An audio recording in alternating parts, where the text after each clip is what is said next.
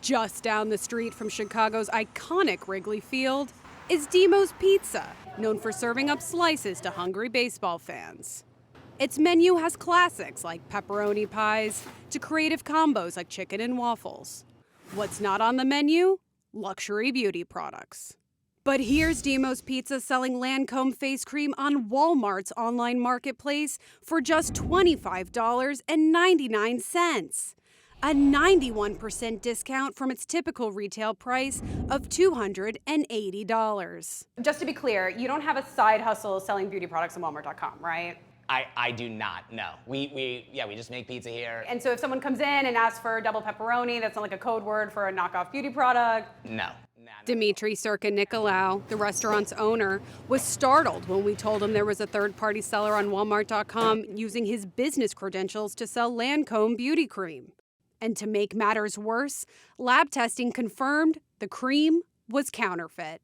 Consumer buying high-end beauty products from Dimo's Pizza, I mean, does that make sense to you? No, it seems ludicrous. We spent 16 plus years building the reputation here in Chicago, and to know that somebody could just take our name and sell whatever they would like on Walmart's website where we have no control doesn't feel good. And Dimo's isn't alone.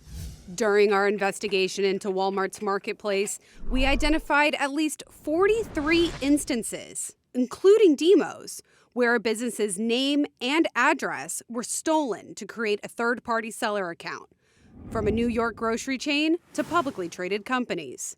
Take this Walmart seller account fraudulently posing as Thermo Fisher Scientific, one of the world's leading biotechnology companies. Instead of selling the lab products you'd expect, like beakers and pipettes, its Walmart seller page featured numerous beauty products, often at steep discounts. So this is the order confirmation that I received when I purchased the Sol de Janeiro hair and body mist from the seller purporting to be Thermo Fisher Scientific Inc. I paid $14 for the product. It typically retails for about $25, so this is a 44% discount. Like many third-party listings we analyzed, it looked highly rated, at least at first glance. So you have the ability to filter by verified purchases only on these reviews. And when you click that, it goes from 2,300 reviews to 388. So it's a huge drop off. And verified purchases only are what Walmart knows for sure is a review from somebody who actually bought the item. So out of 388 reviews, let's look at 1-star ratings, 209 of them are 1-star ratings. Most of those reviews are calling out the item as fake or counterfeit. Thermo Fisher told us it does not have a Walmart seller account. Its business name and address were stolen. And lab testing conducted by St. John's University confirmed the Sol de Janeiro product was counterfeit. Walmart declined an on-camera interview, but in a statement wrote trust and safety are non-negotiable, and that it has a zero-tolerance policy for prohibited or non-compliant products. It told us complaints are flagged, reviewed, and action taken as appropriate. Walmart also said it's investing in new tools and technologies to keep counterfeits off the platform. Walmart said it could share more details about its robust vetting processes, but only on the condition that we would not report it publicly because it could compromise the integrity of our trust and safety systems. We declined to accept information we could not report. Our investigation focused on fraudulent third-party sellers offering health and beauty products, ones that experts say pose the greatest risk to consumers because we put them in and on our bodies. As part of our reporting, we tested items sold by third-party sellers that had stolen the identity of a real business to see if the products they were offering were fake. We purchased 6 items to test. They were all highly rated, deeply discounted beauty products from third-party sellers confirmed to have stolen the identity of a legitimate business. 14 additional items we tested were purchased by Walmart customers and returned to a legitimate business that says a third-party seller stole its identity. These items were later provided to us. And testing by the brands, or lab testing by St. John's University, confirmed all of these items were fake. Of course, these items are just a sample of the hundreds of millions of goods sold on the platform. To understand how imposters selling counterfeits make it onto the platform, we spoke with more than a dozen current and former Walmart employees about the company's vetting process. Tammy Jones was one of those employees. She said she worked at Walmart Marketplace from November 2021 and left in April 2024 for personal reasons, including health issues and family matters that made it difficult to maintain the hours needed to keep her benefits. While she was at the company, she joined Walmart's Trust and Safety team in September 2023, where she said she was tasked with reviewing seller applications that failed the initial automated process. When she first took the role, she said the requirements to join the marketplace were strict. Initially, we were told that we had to go through certain steps to make sure that we vetted the application, to review all of the documentation, to verify the telephone numbers, the EIN, business address, the type of products, and the person themselves that's applying. But over time, Jones said there was pressure from management to approve more sellers. Why was Walmart so inclined to get so many sellers onto the platform? They wanted to get all of the business. They wanted to take away from other companies that are doing basically the same thing to be able to beat the competition. And who were they competing against? Amazon. When we had our weekly meetings, we were told we have sellers that are leaving Amazon because Amazon is more strict.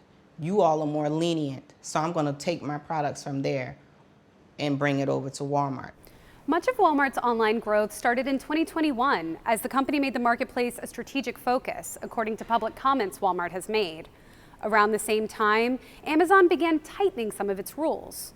And these stricter policies pushed some sellers to seek alternatives. And Walmart, looking to expand, made it easier for them to get in the door, according to sellers, experts, and current and former Walmart employees. To see how Walmart's seller vetting compares to Amazon's, we reviewed their application requirements. Amazon requires a video interview or a picture of the seller with their government-issued ID, a business registration number, and proof of address.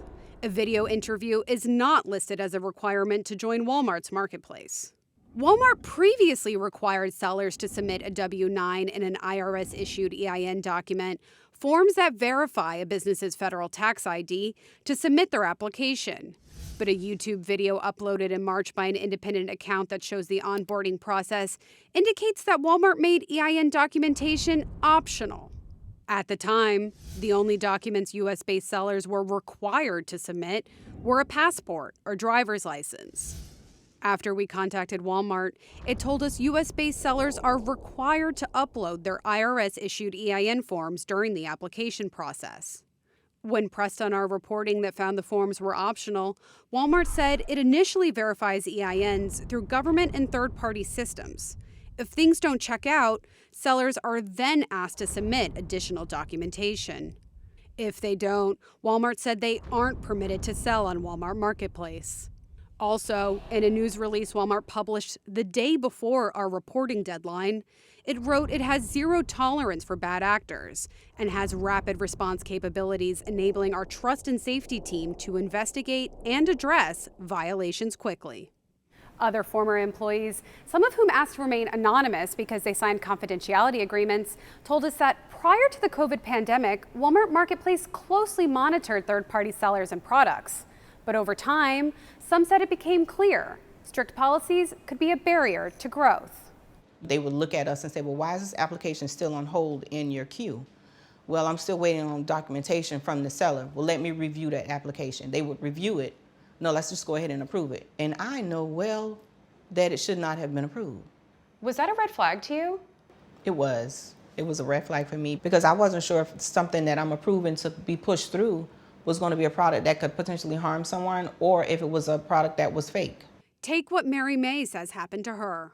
How long have you been a Walmart customer? The majority of my life. I'm going on 60, so, half a century. And what about Walmart.com, its marketplace? How long have you been shopping there? Since I was able to, since they started selling online. For May, who lives in rural Tennessee, the emergence of online shopping and delivery was a huge convenience since her closest major grocery store, Walmart, is at least 30 minutes away. I live out in the middle of nothing. I couldn't believe that I could just place an order online and have groceries delivered this far out. Low prices are what enticed her to buy Immuno 150 and Neuriva brain supplements on Walmart.com for herself and her family. So you bought several bottles of each of these supplements. Yes, that was a bargain. It was significantly less than the regular price. But when the supplements arrived, May says the bottles looked different from ones she previously purchased directly from the companies, and noticed the word beneficial was misspelled. So she called the manufacturer. What did they tell you? They told me that it was counterfeit and that it might have things such as talcum powder or baking soda in it, and that it could be hazardous to my health to take it and not to use them. She said she then returned the items and received a full refund from Walmart. May purchased some of the Neuriva supplements from a third-party seller on the site, and we confirmed the seller had stolen the name and address of a legitimate business. We also had some of the Neuriva supplements May purchased tested by its maker, Reckitt, which confirmed they were counterfeit. Reckitt told us it encourages anyone who suspects they bought a counterfeit item to discontinue use and contact its customer care team. In a general statement about its policies, Walmart wrote, if a customer isn't satisfied for any reason, our return policy is designed to make things right quickly and easily. When I purchase something that I'm going to ingest and the product in the bottle is not what's purported to be on the label, that's dangerous. I thought that even if it were only for self-preservation, they would care if they sold me something that could be harmful. I don't feel that way anymore, so I don't trust them. Trust is everything. Bob Barchese is the president of the International Anti-Counterfeiting Coalition, or IACC, a nonprofit that fights counterfeiting and warns that fake goods can pose serious health and safety risks. If you look at Walmart, they look more like a flea market than a trusted marketplace. It's like the Wild West on their platform. Why do you say that? They started to take in third-party sellers. And if you're going to do that, you have to have a robust system. And you have to, if you're going to chase those profits, then you have to be prepared for the problems that they create. Barchese says his organization has partnered with major marketplaces like Amazon, eBay, and Alibaba to fight fakes through a forum called the Marketplace Advisory Council, which brings together platforms, payment processors, and brands to develop best practices. When we interviewed Barchese in April, he said the organization asked Walmart to join the program. Walmart was invited, and we spoke to them 2 or 3 times. They never responded. Ultimately, Walmart didn't join the initiative, which officially launched in May. What does that tell you? They don't care. Otherwise, they'd be part of a program. Otherwise, they'd have robust systems in place.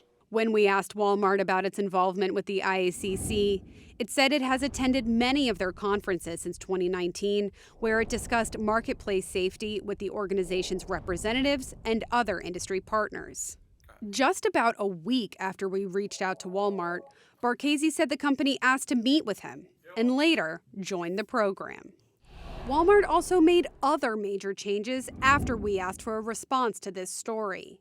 It issued an email to some sellers announcing it will restrict product listings in the beauty and personal care categories.